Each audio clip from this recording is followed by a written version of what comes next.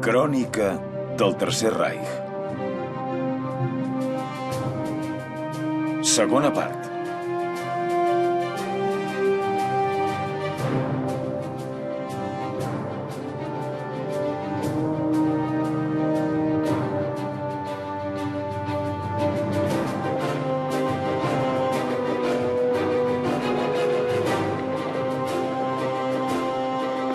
Per l'Alemanya nazi, l'any 1936 és l'any dels Jocs Olímpics. El règim vol presentar Alemanya a la comunitat internacional com un país amic de la pau. El cineasta Ludwig Gaim documenta la inauguració per part de Hitler dels quarts Jocs Olímpics d'hivern el 6 de febrer a Garmisch-Partenkirchen.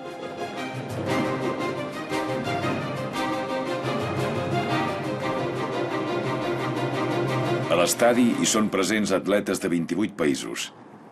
Wilhelm Wagner presta el jurament olímpic. Durant 10 dies, més de 600 esportistes competiran per les medalles olímpiques en 17 proves. Erik Larsson, de Suècia, guanya els 18 quilòmetres d'esquí de fons.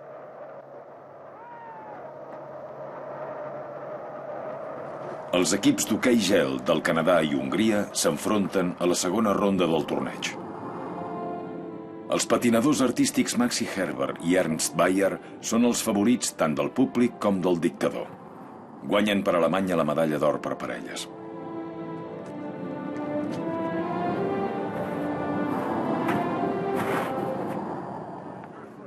La brillantor dels esports internacionals fa acceptable pel món la dictadura nazi.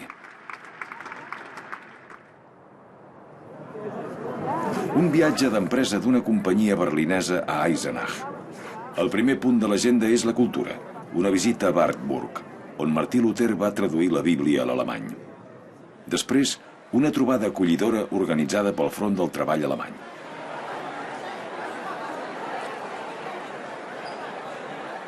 Aquestes escenes són típiques de la dictadura del bon ambient de mitjan anys 30.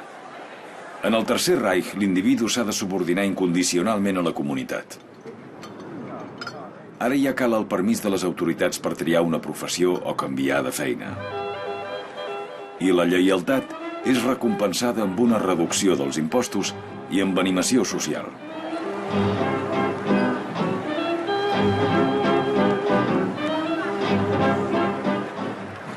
Segons els termes del Tractat de Versalles, Renània és una zona desmilitaritzada. Ja fa un temps que Hitler rumia la idea d'enviar-hi tropes per crear un fet consumat. Finalment, el 7 de març del 1936, ordena a la Wehrmacht que envaeixi Renània. Les càmeres de la propaganda filmen l'ocupació de Coblença i Colònia. Més endavant, Hitler sempre es referirà a l'enorme risc que va assumir aleshores, quan les tropes alemanyes van entrar a la zona desmilitaritzada el 17 de març del 1936. En realitat, el risc no va ser tan gran, perquè l'espionatge alemany a París ja havia informat que els francesos no es mourien, tret que es moguessin els anglesos. I era segur que els anglesos no anirien més enllà d'una protesta verbal pel que estava passant. Certament no farien cap moviment militar. O sigui que Hitler sabia que era molt improbable que els francesos reaccionessin i només va enviar 3.000 soldats a Renània. Si els francesos hi haguessin respost, el resultat probablement hauria estat que les tropes alemanyes s'haurien vist obligades a retirar-se ràpidament. Allò hauria estat una gran pèrdua d'imatge per Hitler i qui sap quines conseqüències hauria tingut. La manca de reacció de França augmenta la confiança de Hitler en ell mateix. A partir d'aquell moment se sent infal·lible.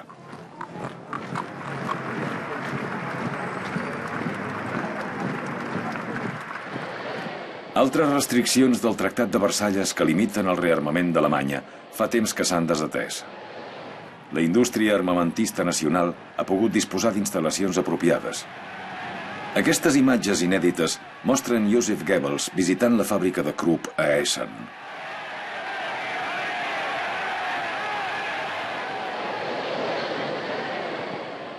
El discurs del director de Krupp, Gustav von Bohlen und Halbach, demostra que els industrials alemanys s'avenen incondicionalment amb el sistema del Führer. Wenn wir die Arbeit ehren, so handeln wir auch im Sinne des Mannes, der an der Spitze des neuen Deutschlands steht, der uns allen ein leuchtendes Vorbild vaterländischer Hingabe ist. So fordere ich Sie, den Werkkameraden, auf, mit mir einzustimmen in den Ruf. Unser geliebter Führer und Reichskanzler Adolf Hitler. Sieg heil! Sieg heil!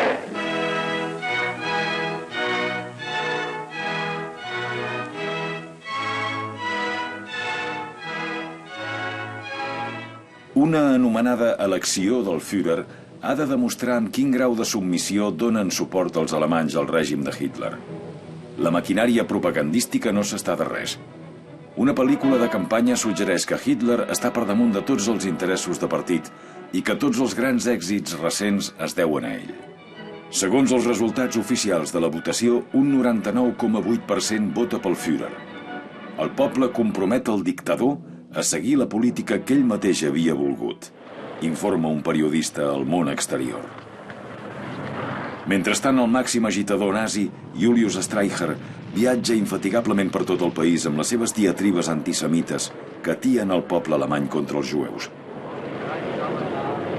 Wenn das deutsche Volk die Judenherrschaft in seinem Lande brach, so befreit es sich damit aus der wirtschaftlichen, geistigen und politischen Versklavung durch eine bluts- und damit wesensfremde Rasse. Die Judenfrage ist aber nicht nur eine Frage des deutschen Volkes.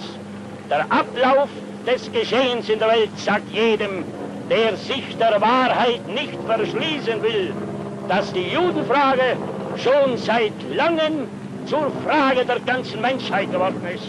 Der Völkerfriede wird erst dann in die Welt gekommen sein, wenn dem Nutznießer der Kriege die Möglichkeit für immer genommen ist, die Völker gegeneinander zu hetzen. Wer sehend geworden ist, der weiß, ohne Lösung der Judenfrage keine Erlösung der Menschheit. Moltes famílies jueves abandonen Alemanya i es traslladen a països veïns com França o Holanda amb l'esperança de tornar a casa algun dia quan la dictadura de Hitler sigui cosa del passat i els funcionaris, empresaris, metges i treballadors jueus deixin de ser víctimes de lleis racistes. Les autoritats fiscals alemanyes exploten sense pietat el tràngol dels refugiats en un intent de tornar a salvar l'estat de la bancarrota. L'escassetat de moneda forta i l'escassetat resultant d'existències van accelerar decisivament l'expropiació dels jueus. La principal preocupació dels nazis era apoderar-se dels seus actius, de manera que es va obligar els jueus a vendre tots els seus objectes de valor, l'or i la plata de la família, les accions estrangeres, o posar-los a disposició del Reich, com es deia en l'argot de l'època. Els qui abandonaven el país no se'ls permetia endur-se els objectes de valor, i totes les coses confiscades o abandonades es van utilitzar per comprar mercaderies. Imatges de la primavera del 1936. Kurfürstendamm, a Berlín, és l'aparador del Tercer Reich. Aquí, l'Alemanya nazi presenta al món el seu costat cosmopolita i modern. Totes les botigues propietat dels jueus han tancat forçadament durant l'any anterior. Els negocis jueus havien estat destrossats per bandes criminals i els ciutadans jueus apallissats a plena llum del dia.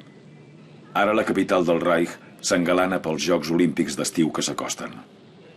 Als cinemes alemanys encara es passen pel·lícules americanes i Hollywood recull sense recança els ingressos del Tercer Reich. Cap a aquella època comença a un estudi de Berlín-Tempelhof el rodatge d'una comèdia titulada Wenn wir alle Engel wären, si tots fóssim àngels. Aquestes imatges d'aficionat ens mostren l'actor protagonista Heinz Rühmann a la feina. Encarnació perfecta de l'home del carrer i símbol dels progressos socials del Tercer Reich, Rühmann és una de les estrelles del cinema de més èxit d'Alemanya, amb uns honoraris de 80.000 Reichsmarks per pel·lícula.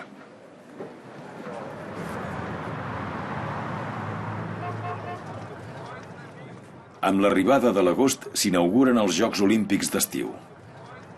Els ulls del món miren a Berlín i els centenars de milers de visitants d'arreu del planeta que han vingut a la ciutat han de veure la naturalesa pacifista del règim nazi. el ministre de propaganda, Joseph Goebbels, ordena que s'eliminin de la ciutat tots els eslògans d'agitació antisemita. Durant la celebració dels Jocs, s'ha de deixar de banda la qüestió racial. Abans dels Jocs, els Estats Units havien amenaçat de no enviar el seu equip a Berlín si hi havia d'haver discriminació contra els atletes jueus. Certament, hi hauria hagut d'haver un boicot per qüestions morals, però es va decidir políticament no tirar endavant el boicot.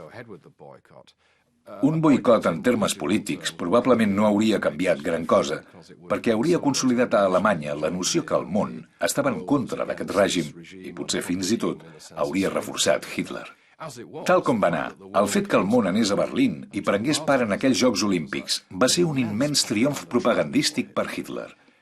I, evidentment, hi van posar la millor cara. Per tant, durant aquells mesos es va aturar la persecució contra els jueus i Alemanya es va mostrar bona durant els Jocs, que també van ser un èxit magnífic en termes esportius. Va ser un gran espectacle. I per tant, Hitler va aconseguir un èxit propagandístic notable amb els Jocs Olímpics de Berlín. Tot i això, hi ha gent que reconeix astutament les autèntiques intencions dels nazis. El filòleg jueu Viktor Klemperer anota al seu diari el 13 d'agost del 1936: es vol fer creure als alemanys i als visitants, a còpia de repetir-ho, que el que veiem aquí és la millora, la transformació, el nou esperit, la unitat, festivitat i esplendor, i l'esperit pacífic i de comunió harmònica amb tot el món del Tercer Reich.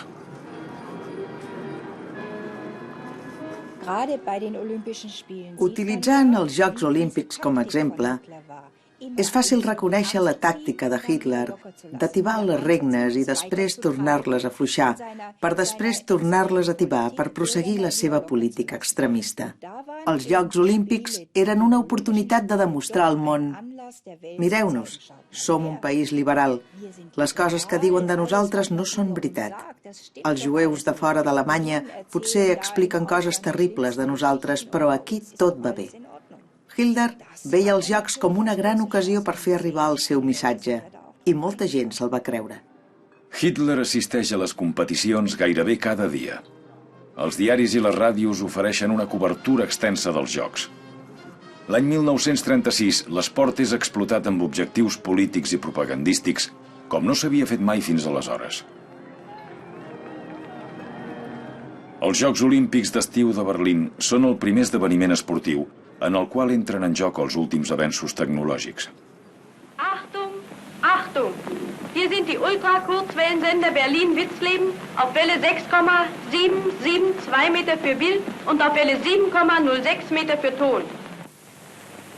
Achtung, Achtung! Fernsehsender Paul Nipkow. Wir begrüßen alle Volksgenossen und Volksgenossinnen in den Fernsehstuben Groß-Berlins mit dem deutschen Gruß Heil Hitler. L'any 1935, Alemanya era el primer país del món que presentava una programació de televisió regular. Al setembre del 1936, els comptats espectadors poden veure un periodista de l'emissora controlada pels nazis informant del congrés del partit a Nuremberg. Der Bilddienst des Fernsehsenders Paul Nipkow Berlin bringt nun einen Sonderbericht vom Vorbeimarsch auf dem Adolf-Hitler-Platz. Kurz bevor der Führer eintrifft, bringen wir ein Bild vom Adolf-Hitler-Platz festlich geschmückt und die übervollen Tribünen. Herrlich sonnenbeschienen liegen sie da und wir warten auf das Eintreffen des Führers. Der Führer trifft auf dem Adolf-Hitler-Platz ein.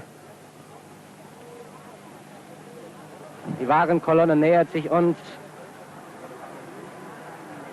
Mit stürmischen Heilrufen begrüßt, fährt er auf den alten Marktplatz der Stadt Nürnberg, die nunmehr seinen Namen trägt.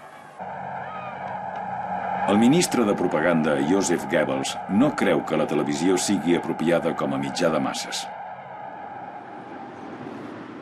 Els èxits de Hitler són observats més enllà de les fronteres alemanyes i aconsegueixen enganyar fins i tot ments crítiques com el líder del Partit Liberal Britànic, David Lloyd George, que havia estat primer ministre del país quan es va signar el Tractat de Versalles. Després d'una visita a Berghof, lloa Hitler i la seva política i defineix el Führer dels alemanys com un gran home.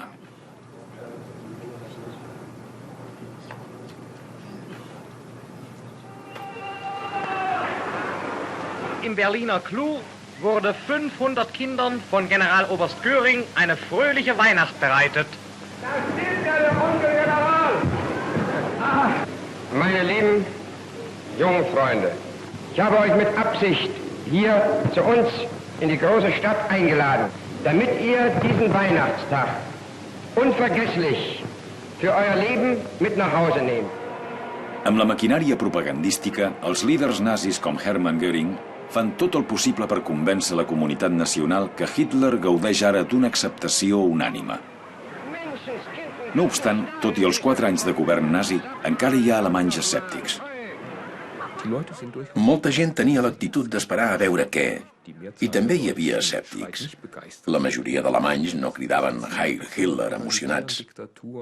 Un objectiu dels règims totalitaris és que la població adopti una actitud passiva, que la gent es preocupi d'ella mateixa, se senti més o menys bé i esperi que les coses millorin. I com més aviat millor, si fan algun esforç.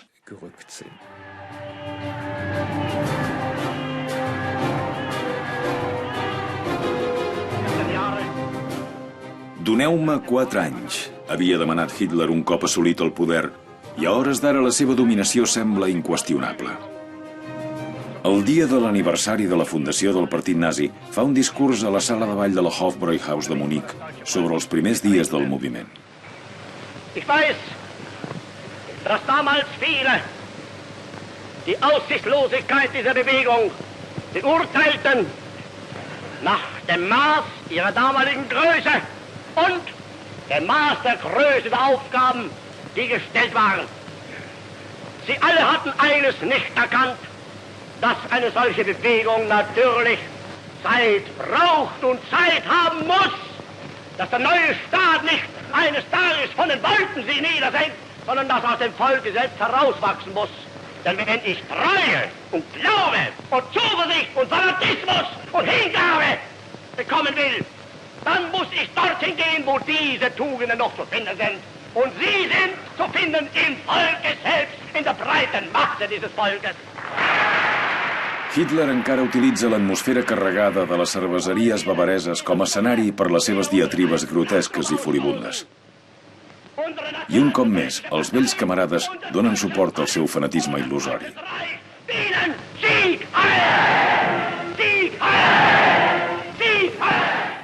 Hermann Göring és indisputablement el segon de bord del règim nazi i es presenta ell mateix a l'opinió pública com un estadista modern i un gestor de crisis. Les males collites i l'administració ineficient de la producció agrícola han comportat una escassetat d'aliments i descontentament entre la població. Per millorar la situació, els líders nazis decideixen confiar en l'autosuficiència. Un pla quadriennal ajudarà a atacar seriosament el problema. En aquells anys, Alemanya era incapaç d'alimentar la seva població. Les mestresses de casa alemanyes se'n van començar a donar durant el període 1936-38 per l'anomenat buit de greix. Entre altres béns, hi havia escassetat d'oli per cuinar que s'havia d'importar. També escassejava la carn, de manera que s'havia d'importar pinso pel bestiar, etc. Però per això calia moneda estrangera, dòlars americans, francs suïssos o lliures esterlines, perquè ningú no acceptava pagaments en Reichsmarks alemanys, que no interessaven els mercats internacionals de valors. Els Apennins havien estat un dels símbols de la posició internacional d'Alemanya fins al desastre del Hindenburg. El 6 de maig del 1937, el dirigible LZ-129 s'incendia i queda destruït en pocs minuts mentre intentava aterrar en un aeròdrom prop de la ciutat nord-americana de Lakehurst.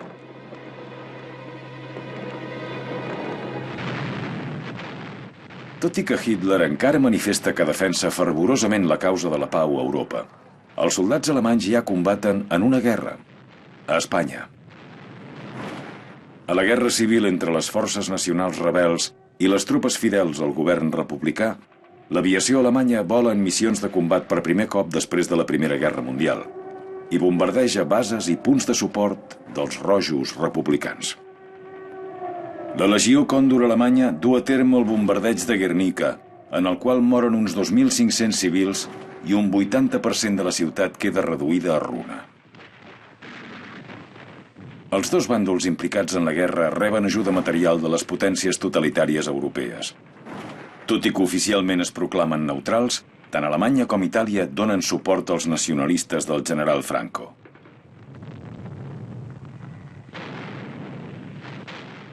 En bona part gràcies a l'ajuda d'Alemanya, els feixistes aconsegueixen fer-se ràpidament amb el control de més de la meitat del territori espanyol.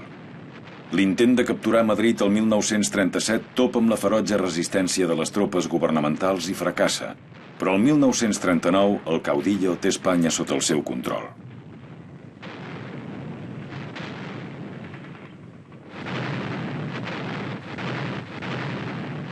La principal motivació de Hitler era aturar el comunisme a l'Europa occidental. A més d'això, la guerra espanyola li donava l'oportunitat de provar la força aèria alemanya en acció amb la Legió Còndor.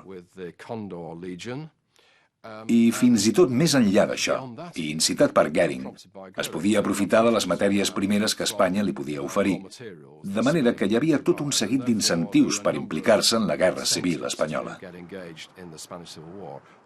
Tot i que cal dir que d'entrada Hitler creia que seria un assumpte molt fàcil i ràpid.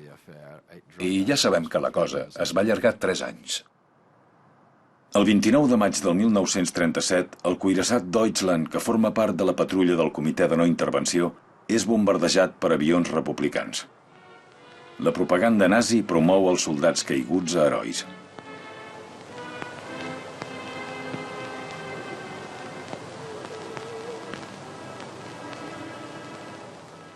El Führer viatja a Kiel per assistir als funerals. El dictador utilitza l'incident com l'excusa que volia per desmarcar-se oficialment de l'acord internacional de no intervenció a Espanya.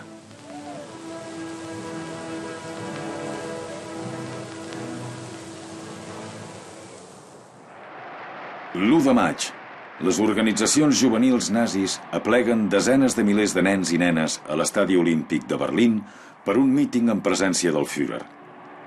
Hitler els parla del meravellós nou món del nacionalsocialisme.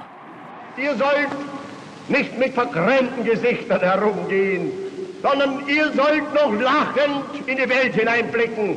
Und ihr habt Grund dazu, denn diese Welt, eure Welt, unser Volk, unser Reich, sie sind schöner geworden, als sie je zuvor waren. L'Estat i la seva ideologia impregnen gradualment totes les classes socials i arriben fins i tot als poblets més remots. Aquestes imatges de Badra, un poble de Turíngia, demostren com és d'absoluta la influència nazi. Fins i tot als més joves se'ls inculquen les idees bàsiques del nacionalsocialisme. Durant aquest festival en honor del Führer, els nens desfilen pels carrers duent esvàstiques adornades amb flors.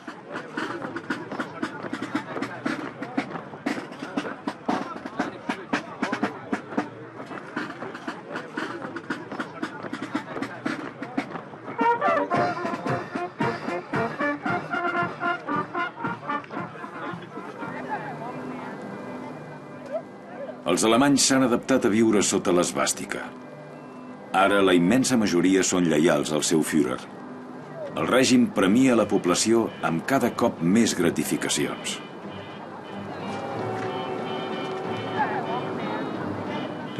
Aleshores, van introduir un nou sistema impositiu que, de fet, encara es manté avui dia. Essencialment, la idea era oferir avantatges fiscals a les famílies amb fills i no als treballadors no casats. Una família amb el pare com a única font d'ingressos, la dona a casa o potser guanyant un petit sobresou i 3 o 4 fills era una estructura habitual en aquella època. I el govern els va premiar amb un 10 o 20% menys d'impostos a costa dels qui no estaven casats. I amb aquest canvi va tenir a favor seu la majoria de la població. L'Alemanya nazi demostra la seva força al setembre del 1937, quan el dictador italià Benito Mussolini arriba a Berlín en visita oficial. El pilot de Hitler, Hans Bauer, roda aquestes imatges. L'entusiasta cineasta aficionat utilitza per primera vegada la nova pel·lícula de color de 16 mil·límetres.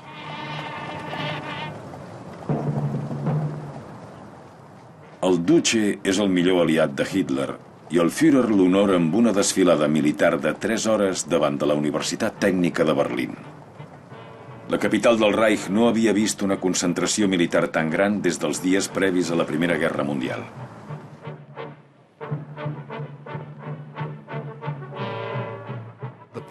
L'autèntic propòsit de tot plegat era demostrar a Mussolini que forta que s'havia tornat a Alemanya. Fins aleshores, Hitler havia estat, en cert sentit, el soci petit en allò que s'havia anomenat l'eix entre Alemanya i Itàlia. La posició de Hitler, és clar, s'havia anat enfortint més i més, sobretot el 1936, amb l'ocupació de Renània. Però ara, convidant Mussolini a Alemanya, li volia demostrar de primera mà la força de la Wehrmacht i el poder de l'Alemanya nazi. Per tant, Mussolini se'n va tornar d'aquella visita autènticament impressionat. I a partir d'aquell moment s'adona de quina és la seva posició. Ara havia esdevingut prou clarament el soci petit de la relació. Hermann Göring rep Mussolini a Karinhall, la seva casa de camp finançada amb els diners dels contribuents. Una càmera de televisió n'informa als espectadors. Der Duce wird in Karinhall von Generaloberst Göring und seiner Gattin begrüßt.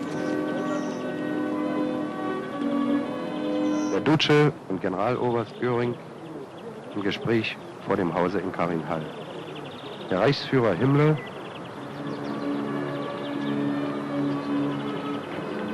Staatsschauspieler Gustav Gründgen.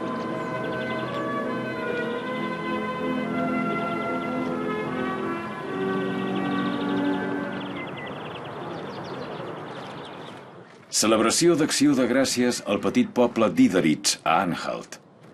Aquestes curioses imatges de la vida quotidiana a l'Alemanya nazi es van rodar a nom de l'Institut d'Estudis Populars. Els científics estudiosos de la raça han vingut des de la propera Halle per documentar la celebració. Aquestes imatges són característiques de l'Alemanya del 1937. Les subdivisions del partit nazi controlen tots els esdeveniments públics, fins i tot els poblets de províncies. Tots els ciutadans contribueixen a la reconstrucció del país. Tothom posa el seu gra de sorra pel Führer. Cada cop més, la propaganda presenta Hitler com la llumanera de la història alemanya, tal com es fa evident durant la inauguració de la Casa de l'Art Alemany a Munic. El realisme kitsch és l'estil favorit de les pintures. Les pintures i escultures modernes són condemnades com a degenerades, proscrites dels museus i sovint venudes a l'exterior a canvi de la molt necessària moneda estrangera. El ministre de propaganda Goebbels aplaudeix els èxits de l'art nacionalsocialista. Wir haben ein deutsches Theater, einen deutschen Film, eine deutsche Presse, ein deutsches Schrifttum, eine deutsche bildende Kunst, eine deutsche Musik und einen deutschen Rundfunk. Der früher oft gegen uns vorgebrachte Einwand, es gäbe keine Möglichkeit, die Juden aus dem Kunst- und Kulturleben zu beseitigen, weil deren zu viele seien und wir die leeren Plätze nicht neu besetzen könnten, ist glänzend widerlegt worden. Atesa la seva importància en els primers dies del nacionalsocialisme, Munic havia estat declarada capital del moviment. Cada 9 de novembre, Hitler i els líders nazis commemoren l'aniversari del cop d'estat frustrat del 1923 amb una marxa meticulosament orquestrada.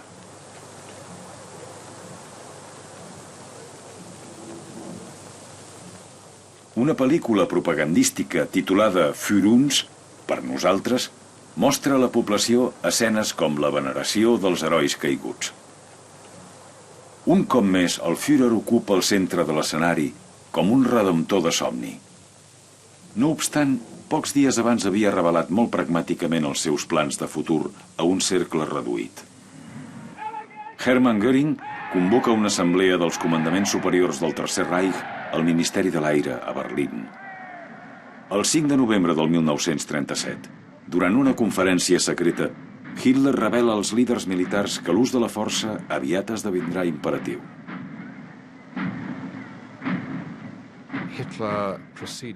Hitler va procedir a fer una extensa dissertació, no sobre la producció d'acer, sinó sobre els seus plans bèl·lics de gran abast.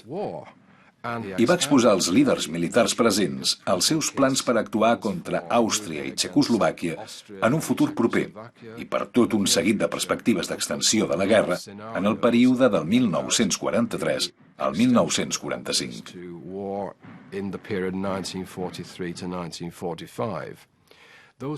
Els assistents van quedar força parats en sentir tot allò.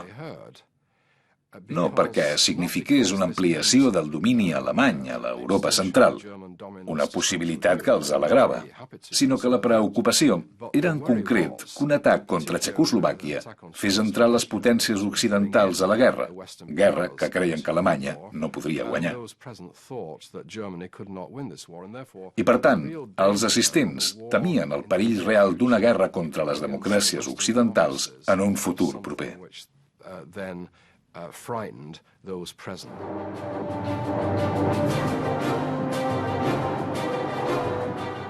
Carnaval del 1938 a Nuremberg.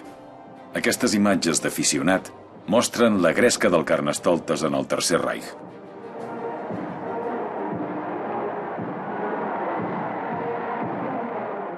Una de les carrosses està decorada amb la caricatura antisemita de jueus penjats a la forca, com si fos la cosa més natural del món.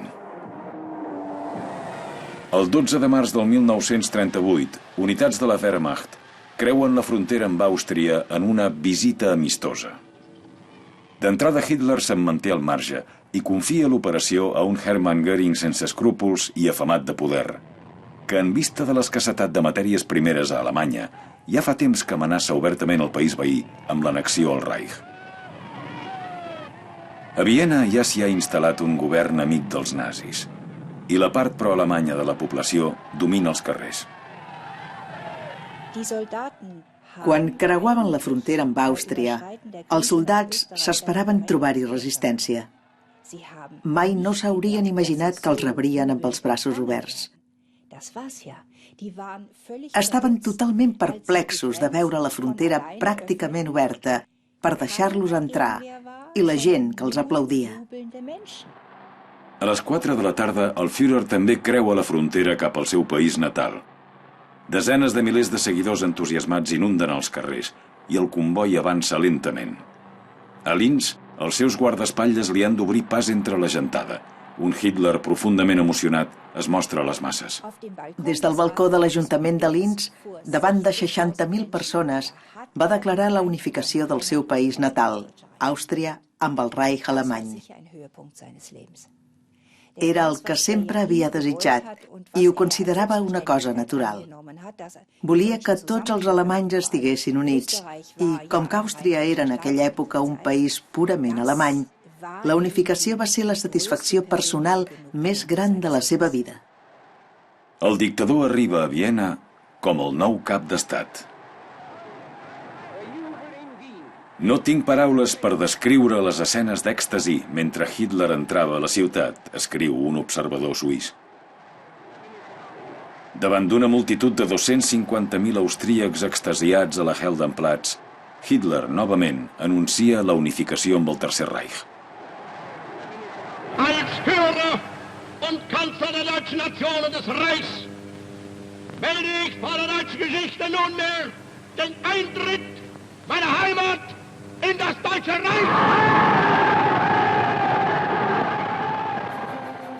Cautelosament es prepara la població per una altra guerra. Aquí el personal de la planta de Siemens Schuckert a Nuremberg practica mesures de protecció contra els atacs aeris al pati de la fàbrica.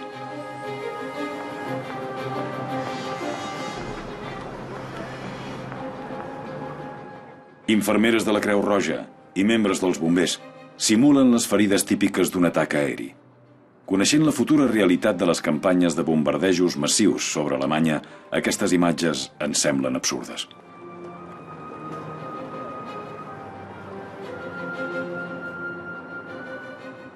Julius Streicher hi posa l'enduriment ideològic. El cap regional de Francònia exigeix que es promulgui la pena de mort pels profanadors de la raça. Llegint entre línies, és evident que en la seva retòrica agitadora, Streicher no amaga l'assassinat. Ihr Völker seht im Bacillus und euch, es ist der ewige fressende Jude. Und wenn ihr wieder frei werden wollt, wie eure Väter es waren, so macht euch frei vom Juden. In Wien, Juden flüchten. Després d'afluixar una mica les regnes, van començar a preparar el següent cop. Els alemanys s'havien d'acostumar a la idea que s'havien de fer respectar per protegir la seva identitat alemanya contra altres subhumans, o com sigui que en diguessin, i això era un requeriment constant. Però la gent que hi estava subjecta no se n'adonava que tot allò formava part d'un engany. Després de l'annexió al Reich, l'odi als jueus es propaga obertament a Àustria i no sembla que preocupi ningú. Des del primer dia, els sequassos del nou cap d'estat formen part entre bastidors d'aquest pla. Més de 10.000 opositors a Hitler són detinguts, apallissats i humiliats. I els jueus són declarats proscrits.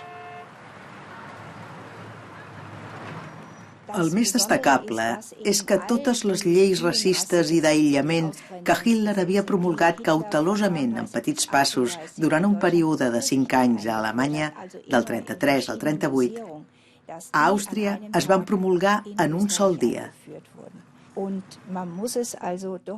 També cal dir, per vergonya dels austríacs, que tot allò va ocórrer amb el suport entusiasta de la població.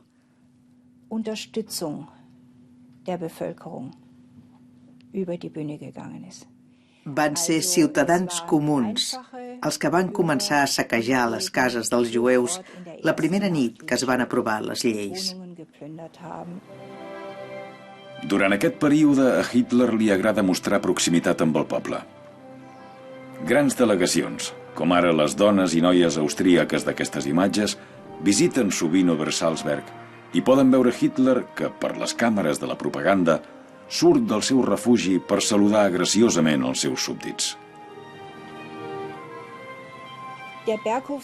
Se suposava que Berghof era un refugi per la seva vida privada. Reclòs en aquest paisatge preciós, un home que busca evadir-se en la natura gaudeix de l'aire pur de la muntanya i surt a fer passejades. Però en realitat el motiu de les passejades era poder amanyegar els nens que hi hagués allà. Berghof havia esdevingut un lloc de pelegrinatge. Sempre era ple de gent que volia veure el Führer i ell sortia a fer manyagues als nens i que li fessin fotos boniques i tota la pesca. Però també era un lloc on es podia reunir amb les visites oficials, com ara caps de govern, en un entorn més tranquil. Tausend und abertausend Hände recken sich dem Führer entgegen und sein Gruß gibt allen den tiefsten und unerschütterlichen Glauben an ein großes und ewiges Deutschland. Al juliol del 1938, desenes de milers de dones es congreguen a l'estadi Hermann Göring de Breslau per retre homenatge a Hitler. La majoria d'alemanys atribueix la prosperitat i la pau en què els sembla que viuen al geni del Führer. Els atacs d'histèria dels seus seguidors no són una escenificació propagandística. Poder veure el Führer cara a cara algun dia és el desig de molts nacionalsocialistes fervents. Es crea l'organització del lleure Kraft durch Freude, força mitjançant l'alegria per satisfer els petits desitjos de la població. L'orgull de l'organització és el Wilhelm Gustloff, un creuer que ha estat en servei des de l'abril del 1938, perquè també l'home del carrer pugui assaborir el luxe. És la manera que trien els nazis per millorar la productivitat de la força de treball. Kraft durch Freude resulta un gran èxit i enforteix encara més el vincle del poble amb el règim.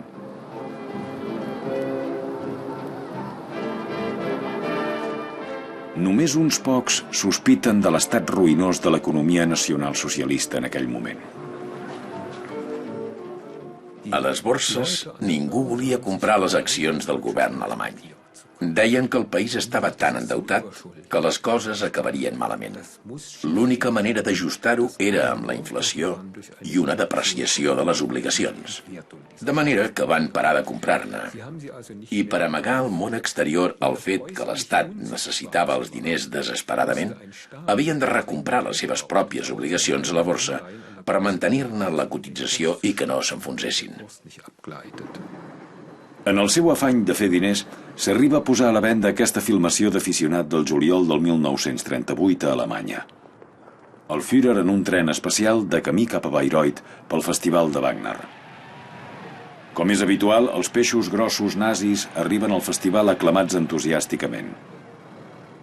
Hitler està nerviós perquè fa setmanes que es cova una crisi, alimentada per la pròpia Alemanya, sobre la minoria alemanya de Txecoslovàquia.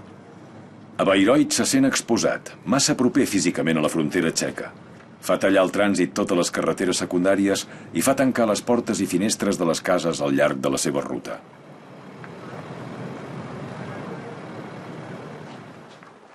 Mentre els amants de l'òpera surten del teatre del festival a prendre la fresca durant l'intermedi, manifestants alemanys dels Sudets esperen pacientment que Hitler aparegui al balcó i saludi educadament la gentada eufòrica abans d'entonar els seus eslògans «Tornem a casa, al Reich», per les càmeres dels noticiaris.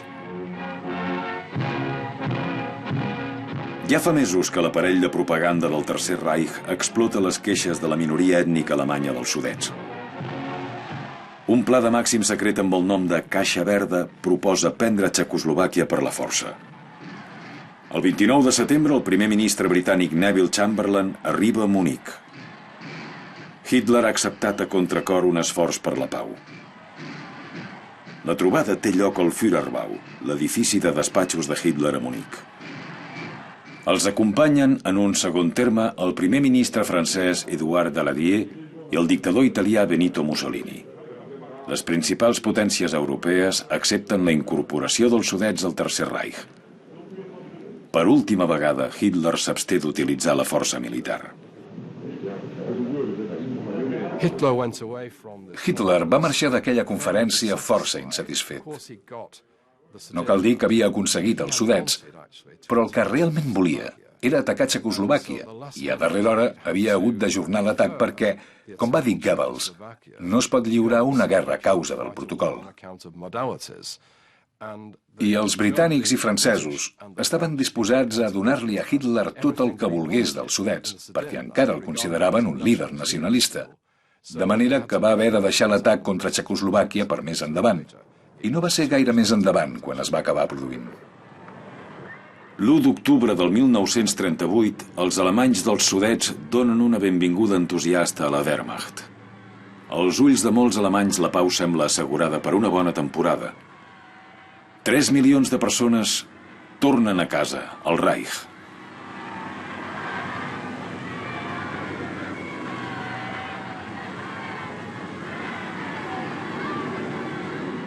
Hitler visita els Sudets el 6 d'octubre i declara que Alemanya ja no té més demandes territorials a Europa.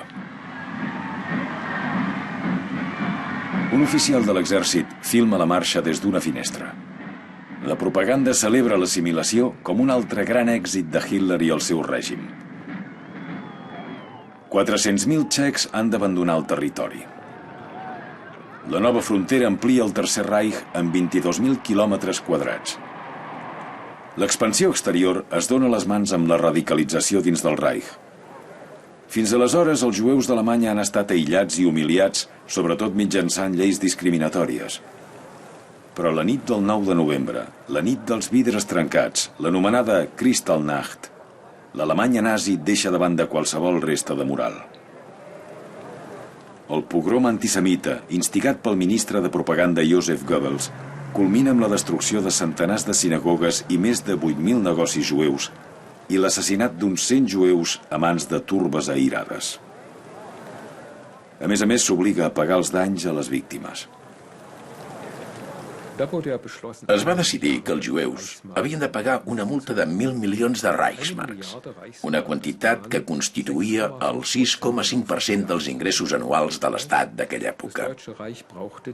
El Reich necessitava els diners, perquè, en cas contrari, no sabia com pagaria els seus funcionaris. El règim es trobava contínuament al caire de la insolvència i l'única manera de sortir-se'n era ocupar més territoris, oprimir més minories i mirar de prendre'ls més i més recursos.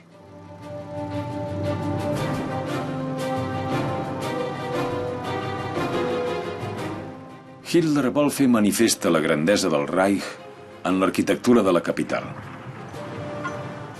Per fer realitat la seva visió d'una Germània capital mundial, cal enderrocar una part important del centre de Berlín. S'estableix un departament de reassentament amb l'objectiu de fer que es buidin blocs de pisos i carrers sencers. El primer punt de l'agenda és una nova cancelleria. El 7 de febrer del 1939, l'arquitecte Albert Speer guia el seu patró per les sales encara per acabar.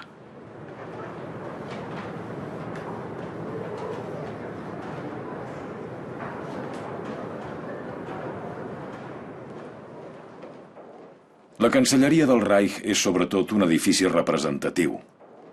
Seguint els desitjos del Führer, la distància entre l'entrada i la sala de recepcions a través de passadissos interminables havia de transmetre als convidats una impressió de la grandesa del Tercer Reich. Durant la recepció de cap d'any, Hitler reafirma les seves intencions pacífiques. Poques setmanes després, però, el 30 de gener del 1939, exactament 6 anys després d'arribar al poder a Berlín, en un discurs al Reichstag, el Führer es treu definitivament la màscara pacifista. Ich will heute wieder ein Prophet. Wenn es dem internationalen Finanzjudentum in und außerhalb Europas gelingen sollte, die Völker noch einmal in einen Weltkrieg zu stürzen, dann wird das Ergebnis nicht die Bolschewisierung der Erde und damit der Sieg des Judentums sein, sondern die Vernichtung der jüdischen Rasse in Europa. Els jueus que tenen l'oportunitat de marxar d'Alemanya l'aprofiten ara, encara que signifiqui deixar enrere les seves cases i riqueses. Els plans de molts, però, fracassen per les restrictives lleis d'immigració de França, Gran Bretanya, Suïssa i els Estats Units. Aquestes imatges dels Estats Units suggereixen que els refugiats poden esperar una ajuda generosa. La realitat és ben diferent. Els refugiats topen amb obstacles burocràtics i ressentiment antialemany. La majoria de països han imposat restriccions d'entrada. Tot i això, 115.000 jueus aconsegueixen abandonar el Tercer Reich. Els transports amb nens reben un tracte preferent. Només països llunyans com la Xina o Mèxic accepten refugiats sense visat.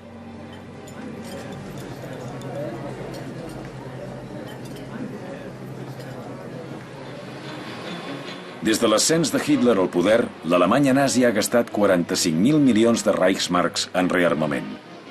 Segons les previsions del pla quadriennal, els diners s'han invertit sobretot en tancs i avions nous. Malgrat tot, el cost del programa fa temps que ha excedit el pressupost i només l'expansió del Tercer Reich pot aportar noves fonts de capital.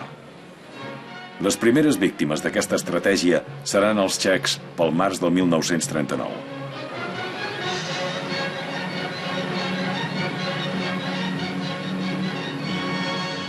El president txecoslovac Emil Hácha no pot evitar el saqueig sistemàtic del seu país.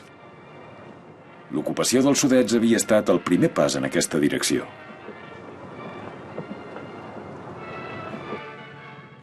Les propietats dels txecs que van marxar dels Sudets després de l'ocupació van passar a mans de l'Estat.